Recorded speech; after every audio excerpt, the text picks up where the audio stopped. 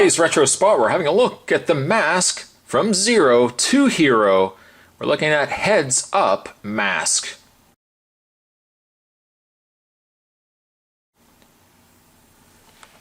Though you may not be able to see it, let's zoom down to the bottom here. It says one head pops up, the other one disappears. So it relies very heavily on a gimmick that was big back in the 80s. This is from the M.A.S.K. movie. Some would say one of Jim Carrey's better movies. M.A.S.K. is, I don't think, a movie I could really go back and watch again. The package sadly has seen a little bit better days.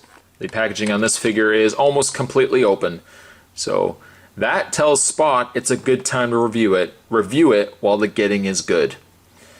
It was $5.99. Spot didn't pay that. I think Spot actually paid less for that than originally stated. Includes figure and accessories, including his dog as well as the mask for his dog. And we flip it around. This comes to us, by the way, from Hasbro Toy, a division of Hasbro Inc. It says, from Zero to Hero, look for a full-life M.A.S.K. with pop-out eyes and tongue, a talking figure, and other exciting toys coming soon from the M.A.S.K. Collect them all. Maybe we can move the camera up a bit, Spot, so that other people can see what's going on there. There's Quick Draw M.A.S.K. There's Heads Up Dorian. There's Face Blasting M.A.S.K. That doesn't sound very right. Heads Up M.A.S.K. and Killing Time M.A.S.K. right down there. Rotate left arm is shown to make head pivot into body and reveal other head. Note, it may be necessary to push down on head to get started. Okay. Oh, and also this comes to us from 1994, so if anyone was wondering how old this figure is, Spot, 1994. Read up on this little tiny card, which, according to this, you can clip and save, but really who even collected these figures, let alone collected and clipped out this little blurb. But it says, Stanley Ipkiss is the kind of guy girls don't go out with, cab drivers abuse, and cars splash with mud. But when Stanley wears his mask, he is the one who does the dissing. Who else can bounce like a kangaroo on a pogo stick and spin like a Texas tornado? When Stanley becomes the M.A.S.K., his wild and wacky side always seems to surface like blowing a horn so loud it shatters the glass in a car, pulling a bad guy's underwear over his head for a world-class wedgie, and becoming a song and dance sensation at the Coco Bongo nightclub. As the M.A.S.K. says, it's party time. Why? Because I gotta. And there's a picture of Jim Carrey as the M.A.S.K. Soak this all up. I don't know if Spot's ever going to review another M.A.S.K. figure, but needless to say, it's a pretty cool looking toy from a movie that I think maybe some people have forgotten about. Needless to say, what we're going to do is take a bit of a break. I'm going to get this opened up, or further opened up, and when we come back, Heads Up M.A.S.K. coming your way. Don't go anywhere.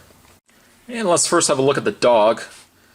I don't remember what the dog's name. Somebody will tell me down below. I want to say it's Max.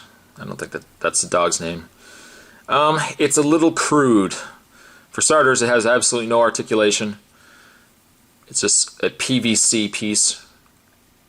The paint is, I can say at the very best, lacking. The faces seems completely off. The dog has what I can only describe as a very shocked look on his face, where he's like, what? His tongue, apparently he's been eating chocolate. His tongue isn't even painted in. Yeah, I don't know. He's just absent pretty much in the paint department. The back, not too bad. You know, there's not really a lot to be said. It's just a white dog. But I don't know, the face seems off to me. It could have used maybe a little more paint, given it a little more extra love than what it did. As with the movie, his dog does come with a M.A.S.K. version for the dog. On the back, you can see where it would go onto the dog's face. We just snap it into place. Doesn't completely cover the dog as it does in the movie. Once again, Spot apologizes for forgetting the name. Yeah, the mask could have gone a little further back. It kind of just looks like he's, well, literally wearing a mask. he looks a little more personable with the mask on than I would say he does without it. Again, he just looks really confused. I want to say, and I'm going to completely forget with my old age, but there's something about this dog that reminds me of Family Guy, and I can't for the life of me figure out what it is. If anybody happens to know, it has something to do with a dog knowing something, and you see the dog's eyes looking back and forth. I don't remember. Again, that's old age for you. But it looks better definitely with the dog with the mask on than it does off. The mask looks good. At least there's paint on the mask. At least they colored the teeth in, which is a lot better than what we could say for the actual dog. Yeah, it's exactly what I was concerned about too. The weight of the mask makes the dog very front heavy. So enjoy the mask on the dog, but know that dog ain't gonna sit whatsoever. Sit. Okay, play dead. Dog's not bad. Rex, Spot, I don't know what the dog's name is. Somebody will tell me down below. Anyways, that is the dog. Moving aside, let's have a look at actually the mask. Now, you will see he's very chunky. Again, he relies on a gimmick very heavily used in the 90s. This whole flip lever. The Ninja Turtles used it. Power Rangers, I believe, used it as well. The one arm does absolutely nothing. He's pointing, and I don't really know what he's pointing at. It's kind of like, hey, what's going on? I don't know. Likeness-wise, it doesn't really look like Jim Carrey.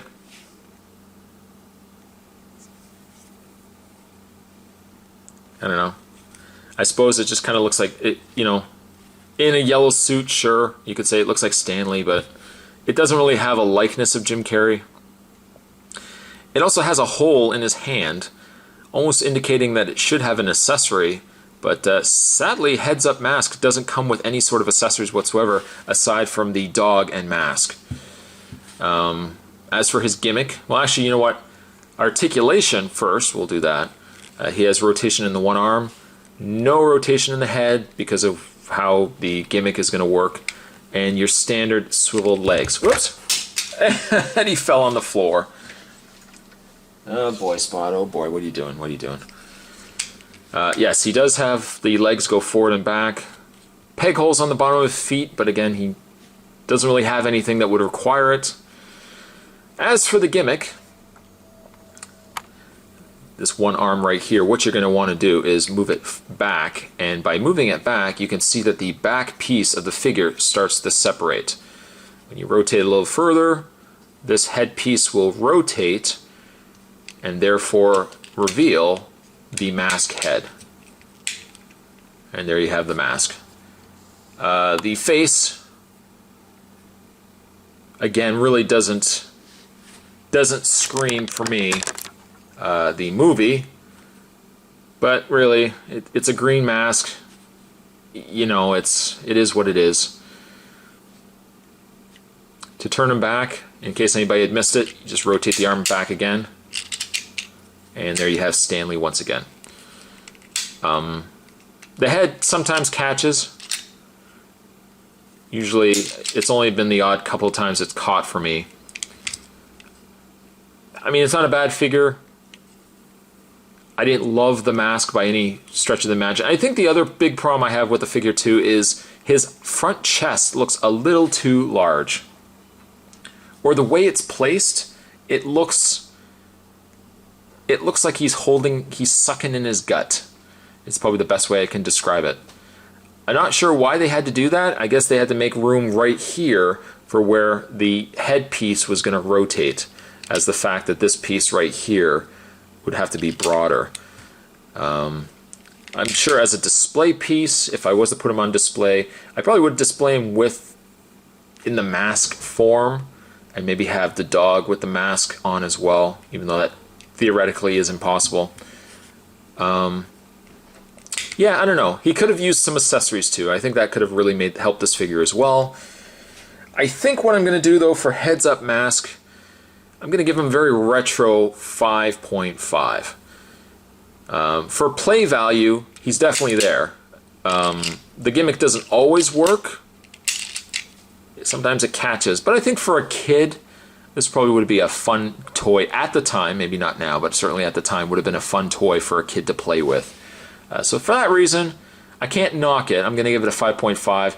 It definitely doesn't have the likeness of Jim Carrey, but really that's a lot of the problems that plagued 90s toy lines based on movies. They really never looked exactly like the movie character that they were based on. But overall, not a bad toy. Play value is definitely there. Today's retro spot, we're having a look at the Hasbro toy. We were looking at the mask. Today we're looking at Heads Up Mask. Not a bad toy. You guys can let me know your thoughts down below. Maybe, you never know. Maybe you guys actually had this toy growing up. You guys can let me know down below. Certainly stick around. More retro spots are definitely heading your way. And I'll see you guys next time.